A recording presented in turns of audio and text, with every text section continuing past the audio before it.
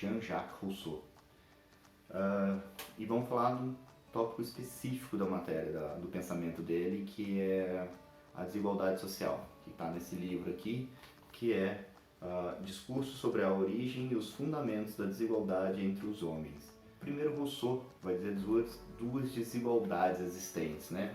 Ele vai falar da desigualdade natural, que vamos pegar assim, um idoso, uma criança, né? A gente vai ter umas diferenças, né? Para agir, algumas do que fazer, como fazer, vão ter que, dependendo, vai ter uma adaptação ou não, né? E essa é uma desigualdade que é dada pela natureza, então não tem muito, assim, a gente pode, hoje em dia, segundo Rousseau, não tinha muito o que se fazer, assim, hoje a gente sabe que políticas públicas resolvem muita coisa. Mas, e aí ele fala também de uma desigualdade social, essa não tem nada de natural, não tem, por exemplo, uma questão de porque é assim, o mundo sempre foi assim, uns nasceram para mandar, outros nasceram para obedecer. Isso Rousseau não acredita.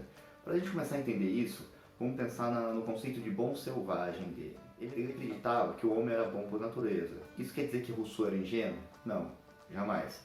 Vamos começar a entender ele. Na Europa, onde existiam até gangues de órfãos, crianças para rua, fome, miséria, peste negra, vamos dizer assim, e várias outras mazelas de saúde, muito lixo, né? Pobreza mesmo, guerras. E aí ele recebe notícias da América, do novo mundo, né? E lá sabe-se que o homem vive assim naquelas ocas, tribos, onde tem muita gente, nas ocas da tribo, onde tem várias pessoas dormindo, ninguém dorme na rua, não tem fome, eles chegam e se você pesquisar o texto da carta de Pero Vaz de Caminha, vão dizer que os índios eram rijos e fortes, então eram todos bem alimentados, saudáveis, conviviam com uma certa parte assim, de coisas comuns, né, da propriedade, não havia uma propriedade assim, isso é meu e não é, então um tem casa, o outro dorme na rua, não existia isso. Tem que falar, então aquele é o caminho, nós por natureza somos daquele jeito.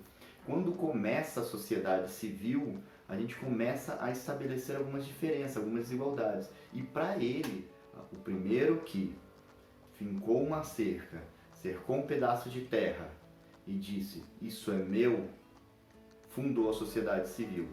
Né? E ele ainda tem uma parte que ele fala assim, encontrou pessoas idiotas o suficiente para acreditar nele.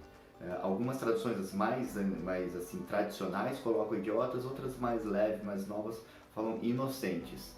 Independente, não é querendo, porque o importante não é ofender alguém, é falar assim que as pessoas não estavam entendendo e simplesmente aceitaram, não refletiram que aquilo geraria um grande mal, né? Que para ele é a desigualdade. Quando alguém começa a ter a propriedade sobre algo, começa a se colocar como mais valioso, sua vida mais valiosa do que a de outro. E aí começa o mal da humanidade, que será corromper, né, a humanidade, e aí começa a diferenciar. Ele vai falar de várias coisas assim que ele fala da questão da misericórdia, né? Que fala, se você gritar na janela do homem selvagem, né, o bom selvagem, e ouvir um outro pedindo socorro, ele vai. Nós, na sociedade civilizada, já moderna, se a gente ouve alguém gritando socorro, a gente, mas será que eu vou me meter? Será que é comigo? Será que eu devo? Né? Então nós perdemos a misericórdia, aquele amor pela vida que o homem selvagem, segundo ele, tinha. Então ele já vai começando a analisar isso. E ele falou que se essas pessoas tivessem arrancado aquela cerca e falado, não dê ouvidos a esse impostor, né? A terra é de ninguém e os frutos são de todos. Se fizessem isso, quantas guerras, quantas mortes, quantas mazelas da humanidade não teriam poupado. Então começa aí. Quando a pessoa começa a ter, o ser humano começa a valorizar tanto a propriedade, para ele começa a se distanciar do humano. Vamos pensar que ele é um iluminista.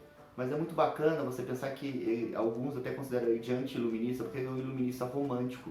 Ele acredita nessa aproximação do ser humano, no afeto, né? Ele acredita nisso, enquanto não somente a razão.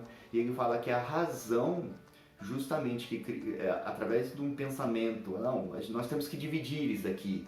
E foi racional, não foi por mal, né? Já que o homem não é mal por natureza, não foi por maldade, mas ele foi justamente usando a razão e esquecendo um pouco do afeto que o homem agiu talvez friamente e que começou essa desigualdade entre os seres humanos. E aí começa a um ter propriedade não e o outro não. E aí quem não tem propriedade se submete a coisas, né? Talvez indignas ou desumanas, né?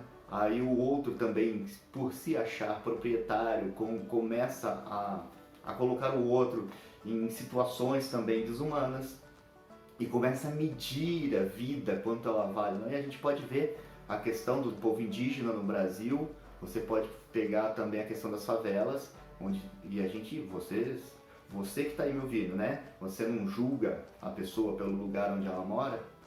Então olha quantas coisas vêm junto com o simples fato da propriedade privada. E para Rousseau é isso que vai corrompendo o ser humano. E ele fala ainda mais, essa questão da razão, que a razão é utilizada por séculos para justificar as desigualdades e as injustiças. Né? É como se a gente... mas é assim, a gente fica inventando artifícios, né? Acho que em Brasília a gente vê bastante isso, aqueles discursos, né? Que eles ficam inventando artifícios para justificar. Em onde que se você pensar com um pouco de afeto, você vai ver, não, isso não é certo, isso não é justo. Então, assim, um dos passos, né? Então, a desigualdade social foi colocada, a propriedade privada começa o homem a se tratar desigualmente, vamos falar assim. E aí ele fala assim, depois que a sociedade está em andamento, qual seria um dos remédios para isso, né? Como que a gente poderia consertar isso, né? Ele vai falar da educação.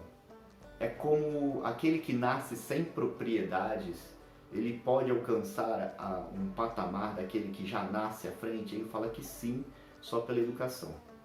É como se você fosse apostar uma corrida com um gigante.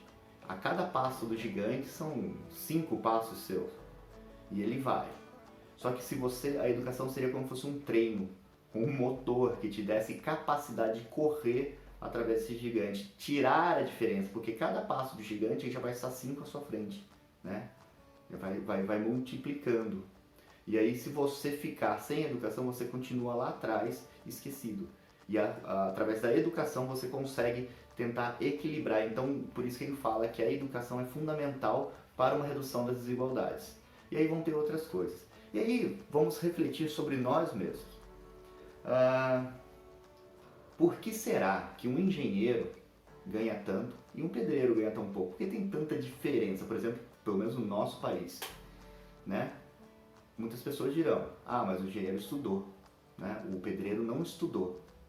E aí colocam simplesmente nisso, o fato de uma faculdade, um ganhar 30 vezes mais do que o outro. Mas será que um engenheiro consegue fazer uma obra sem um pedreiro? Será que ambos não são necessários para construir uma casa, um prédio, um hospital? Né? E como é que funciona isso então? Vamos pensar em frutas. Se você gosta de morango, agora inverno começa a época de morango. Você encontra várias bandejinhas a R$3, né? Bem barato. No verão praticamente você não encontra morangos. Se você encontrar, talvez nos supermercados mais elegantes, né? Você vai pagar uns R$10 na bandejinha. Por quê? Quanto menos oferta, quanto menos morango no mercado, mais caro ele fica. Né? Quando está na época de morango, que ele é muito produzido, eles têm uma farta oferta, então aí cai o preço, tem muito, e aí se não vender estraga, aí fica parado. Então pessoal, essa questão das profissões, né? A gente pode ver que é uma questão econômica. Quanto mais tem oferta de alguma coisa, menos ela é valorizada. Então por isso que se um Estado não privilegia uma educação pública para que o cidadão consiga chegar numa universidade e ser engenheiro, né, ele faz com que o engenheiro seja escasso, fique numa mão de uma elite e com isso seja mais valorizado o seu trabalho. Enquanto você pega pessoas de trabalho braçal, que não necessitam uma universidade, eles começam a ser maioria e ter um excesso, né? Então, não necessariamente que as pessoas nasçam com vocação para o trabalho braçal, eu não acredito nisso. Mas aí começa a ter uma educação que não entende o povo, uma educação que é penosa muitas vezes. Às vezes a necessidade de trabalhar e não poder estudar, já começar interrompendo os estudos dos jovens, e aí faz com que a oferta seja muito grande. Então o trabalho braçal não é tão valorizado. E aí nós vemos até em países desenvolvidos, onde brasileiros vão para lá para fazer trabalho braçal, porque lá é valorizado, porque lá o filho de uma classe menos favorecida, né, de uma família, ele consegue fazer e chegar a uma universidade e ser engenheiro, né? Então é isso, a educação tem um papel fundamental para combater as desigualdades. E aí ele também vai ter uma proposta do contrato social dele, que seria um assunto talvez para o próximo, mas é interessante a gente debater aqui, que é o contrato social de Rousseau. Ele vai falar que essa questão de votar em representantes não faz. Por quê? Quem começou com as leis? Aqueles que detinham poder, dinheiro, invadiam os territórios e dominavam-os com armas, né? Não com direito. Ele não chegava e mostrava o contrato. Os portugueses não chegaram aqui e mostraram um contrato para os índios, né? Eles chegaram com armas, dominaram e depois o que fizeram? Estabeleceram leis para proteger essa propriedade privada tomada por violência. E quem faz essas leis historicamente? Todos aqueles que detêm o poder. Aqueles que detêm propriedade privada, segundo Rousseau. Então são leis feitas por eles, para eles. Então nossos representantes nada mais são do que representantes deles mesmos. Rousseau vai propor uma ideia diferente de contrato social, que é a questão da vontade geral. Ao invés de votar representante, eles votam entre a maioria, né? Essa questão de a maioria, metade mais um é maioria, ele fala que isso aí, no popular, né, a gente fala que é a ditadura da maioria, não é uma democracia. Então ele vai falar que todos têm que se representar, porque os donos de propriedade não sabem o que é não ter propriedade. Como é que eles vão representar um povo enquanto isso? Né? Então ele vai... alguns outros filósofos vão dizer assim que não é nem a questão dele trair o povo, é porque ele nem sabe o que é ser povo, ele não tem noção, né? Então aí Rousseau vai dizer que todos têm que se representar numa vontade geral, que seria às vezes eu saber que eu preciso abrir mão de algo pessoal para, né, algo que seja melhor para o coletivo. Por exemplo, muitos, eu pago escola particular para o meu filho, então acho que estão gastando muito imposto com a educação. Só que ele precisa pensar que quanto melhor a educação pública, menos violência tem numa sociedade, né? Porque ela não gera tanta desigualdade, ok? Então, essa, não, eu acho que a escola pública, e quem sabe ela é tão boa que eu nem preciso mais pagar uma particular, né? Vamos pensar assim. Então, resumindo, Rousseau vai acreditar que a desigualdade nasceu na propriedade privada. E aí começa a sociedade civil que coloca a propriedade no meio das relações humanas. E aí ela vai cada vez mais, é como se ele falasse assim, a gente foi criando cada vez mais problemas assim e justificando para razão, mas é assim, só poderia ser assim. E a gente vai justificando até chegar num ponto, como é que eu conserto isso? Né? E a gente não sabe mais. O contrato social seria uma solução para isso, que através dessas novas leis, novos representantes, novos atores no mundo das leis, conseguiriam consertar essas leis antigas que foram feitas pelos proprietários. Uma provocação para você.